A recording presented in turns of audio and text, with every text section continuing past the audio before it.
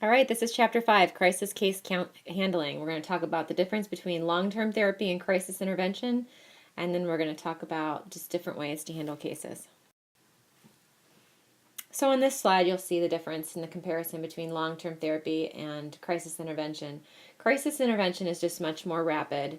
You have to make, it's not really based on a complete evaluation. You're really doing a rapid triage to try to see what kind of focus and treatment that you need to provide, if it's going to be collaborative or directive. The treatment is focused on the immediate trauma, immediate needs. You're going to use brief therapy to try to help them gain immediate control. You're really just going to try to help the client get back to pre-crisis levels of equilibrium. Even if that pre-crisis level isn't super high functioning, in your own personal opinion, that doesn't matter. We're trying to help somebody get back to their normal, basically. Whereas long-term therapy is really looking at the underlying issues, the long-term needs. So we're just really looking at their whole functioning in long-term therapy.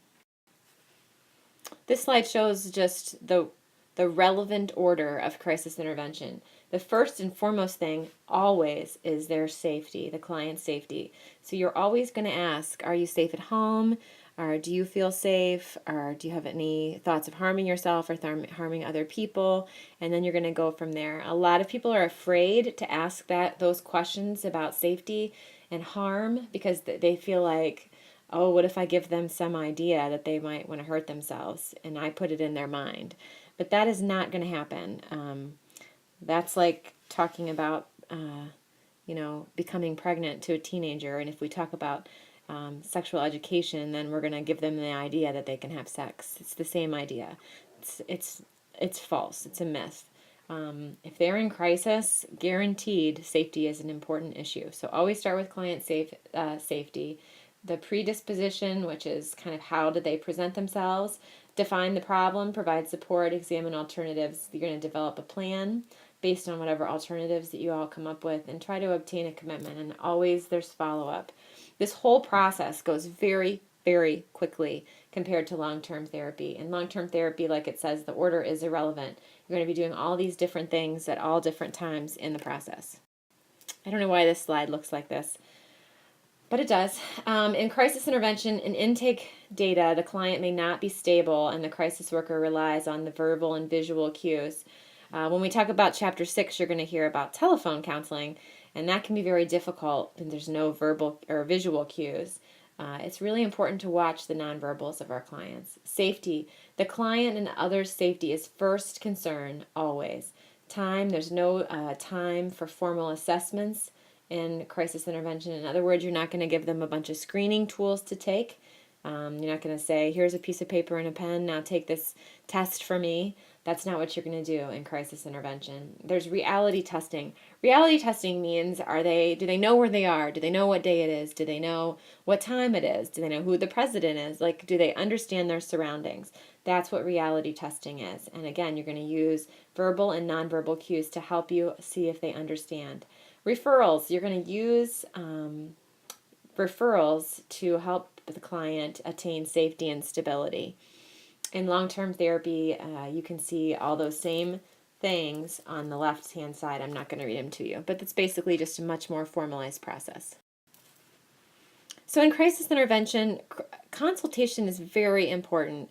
Sometimes there are trained police officers, mobile crisis teams, psychiatric doctors, psychologists, other social workers that you work with. It's always good to get supervision and to have other people's input in a crisis. So do not be afraid to ask for help or have somebody else complete another assessment after you do one, just so that they can see if you have the same opinion. Drug use, really important to assess for drug use. And disposition. Begin and end intervention with the same worker within hours to days. The initial intervention is often involuntary. Oftentimes, people are brought to a center, a mental health center, or a hospital against their will.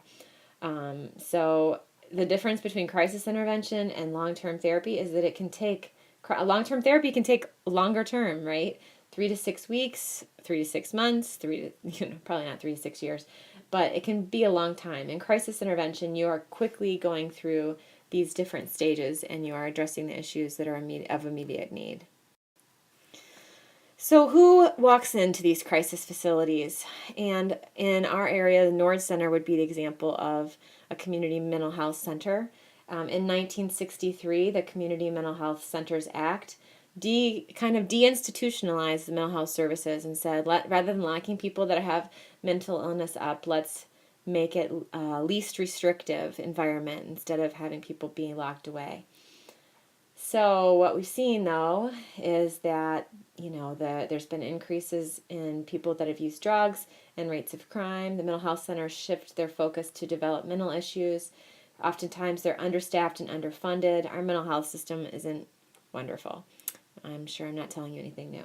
So those are people in chronic crisis. The second group of crisis or types of crisis are acute social and environmental crisis. Some sort of a disaster, a terminal illness, runaways, addiction, unemployment, any type of crime that somebody's been involved in. And sometimes these events are unexpected and can leave the whole system or a whole family in disequilibrium, or a whole community even. Most of the time, the types that present in crisis are a combination. There's usually an overlap between environment and chronic issues. It's usually the rule rather than the exception. So how does a client get into a community mental health center? They can come voluntarily, or they can be brought there by a family friend, a social service agency, or police. Commitment. The client can remain if they're stable, or they have to be hospitalized if they're a danger to themselves or others. But under no circumstances should a crisis worker transport a client. You should not give out your phone number. You should not give out your address, your email address. None of that should be given to your clients. You have to maintain a very professional boundary with clients. They are not your friends. You're not trying to save them. It's very important for you to not break that boundary.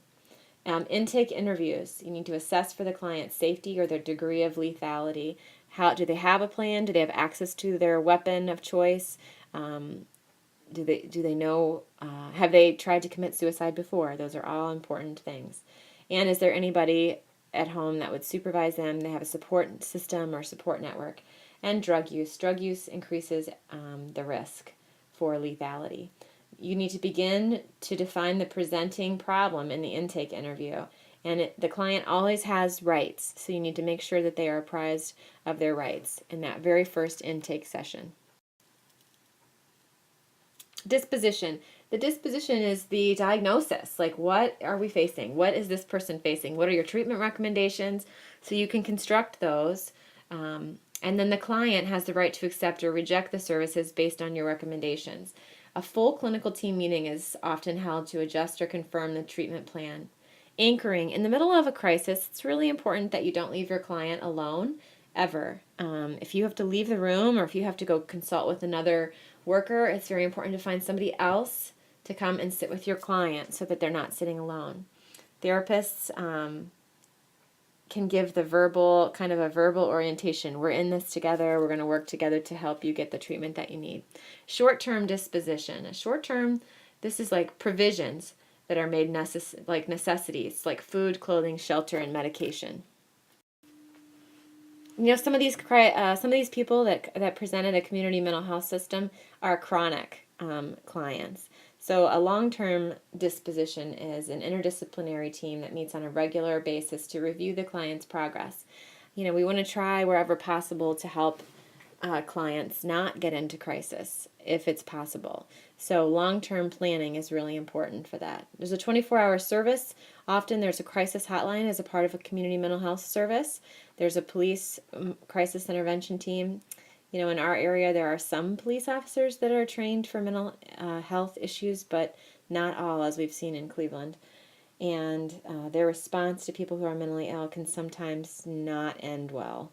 There was a case, I don't know the case right offhand, but the case in Cleveland of a woman who was bipolar having a psychotic episode in her front, and the police used force to try to subdue her, and she ended up dying as a result of the force. So their family is actually demanding that all police officers be trained in crisis intervention, because a lot of what happens on police forces is mental health assistance, helping with people with mental illness. Mobile crisis teams. The North Center has a mobile crisis team in Lorain County and Cleveland County. There's a mobile crisis team through the county board of mental health services. It operates to serve clients who are physically unable to transport themselves or to receive services, elderly, physically disabled, or extreme cases of immobile clients. Oftentimes, mobile crisis teams will meet the psychiatric patients at the emergency room and perform an assessment. They typically are equipped with sophisticated communication and information retrieval systems, but they're often only available in urban settings.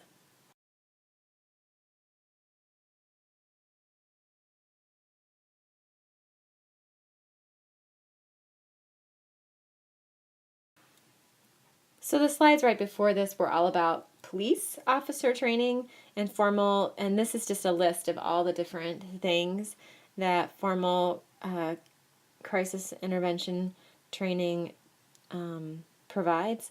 Really, a lot of cultural awareness of mental illness, substance abuse awareness, and co-occurring disorders, developmental disabilities, treatment strategies and mental health resources, patients' rights, how do you get somebody committed, what are the legal aspects of crisis intervention, suicide intervention, using the mobile crisis team, psychotropic medications and their effects, verbally diffusing and de-escalating techniques, borderline and other personality disorders, family and consumer perspectives, and the fishbowl discussion.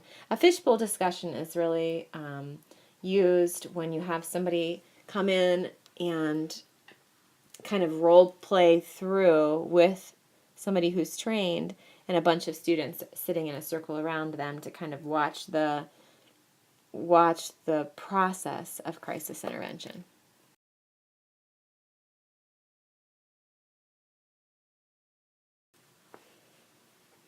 So how successful are these programs? Well, they're successful when you know that you have an increased volume of calls. There's more awareness of the program. You know, they've reduced the time spent on each call so people are more effective at the way that they handle calls for mental health intervention. A really good thing is increased diversion from jails to hospitals. I'm going to try to put under an article I read yesterday about the cost of jailing people, particularly people with mental illness. We use jails like we used to use hospitals. There's a reduction in the use of force, so that's a good thing. And then suicide by police officer. So oftentimes people who are suicidal are hesitant to carry out their suicidal plan. So they'll engage in a police officer in a threatening manner and succeed in forcing the police officer to fire their weapon.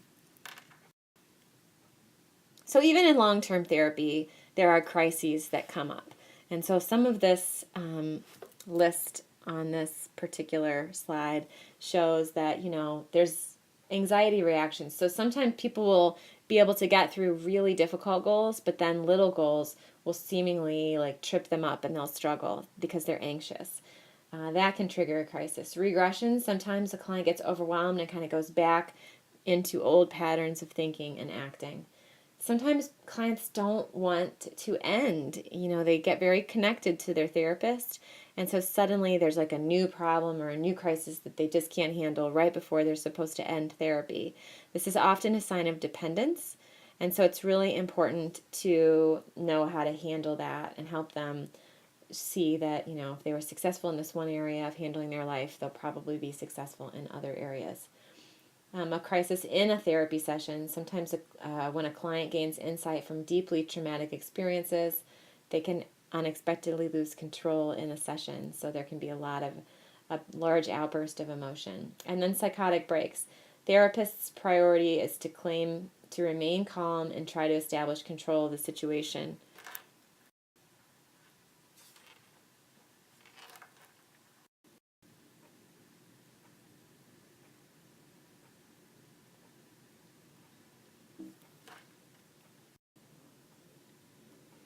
How do you confront difficult clients? You have to be very direct. Needs to be factual and not emotional. Need to use I statements. It's very important to set limits and stick to them. If they don't follow the limits that you've set, you need to end the session. sometimes you need to end working with them if they don't follow the boundaries that you've set up. Consultation is always important in these cases. And then finally, confidentiality in case handling. I feel like we did a lot of that in week 3 or, week 4. And because in week 4, we talked a lot about the ethics PowerPoint, and we talked about confidentiality, intent, and duty to warn. And then you can read in the book about the Tarasoff ruling and the Virginia Tech incident. So that is it for chapter 5. Moving on to chapter 6.